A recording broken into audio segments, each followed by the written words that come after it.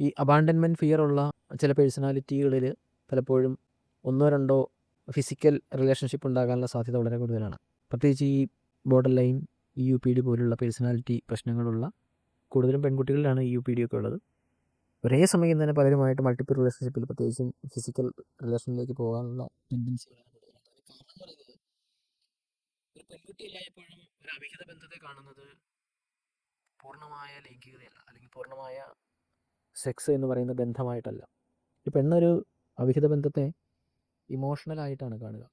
വൈകാരികമായി ആ ആളോട് പറ്റിച്ചേർന്ന് ഇഷ്ടപ്പെട്ട് പോകുമ്പോഴാണ് അവൾ ആ ആൾക്ക് മുന്നിൽ അവളുടെ ശരീരം പങ്കുവയ്ക്കാൻ തയ്യാറാകുന്നത്.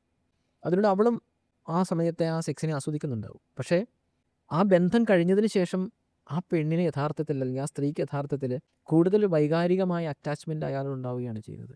അപ്പോൾ ഓരോ അവിഹിത ബന്ധങ്ങളും ഒരു പെണ്ണിനെ സംബന്ധിച്ച് വൈകാരിക ബന്ധങ്ങളാണ്. പക്ഷെ ഒരു ആണിനെ സംബന്ധിച്ച് ഒരു അവിഹിത ബന്ധം എന്ന് പറയുന്നത് വൈകാരിക ബന്ധത്തേക്കാൾ ലൈംഗികമായ ബന്ധമായിട്ടാണ് അത് കാണുന്നത്. അതുകൊണ്ടാണ് ആണുങ്ങൾക്ക് അവിഹിത ബന്ധങ്ങളിൽ നിന്ന് വളരെ പെട്ടെന്ന് ഡിറ്റാച്ച്ഡ് ആകാനും സ്ത്രീയെ സംബന്ധിച്ച് അവിഹിത ബന്ധങ്ങളിൽ നിന്ന് അത്ര കണ്ട് വേഗം ഡിറ്റാച്ച്ഡ് ആകാതിരിക്കാനും കഴിയുന്നത്.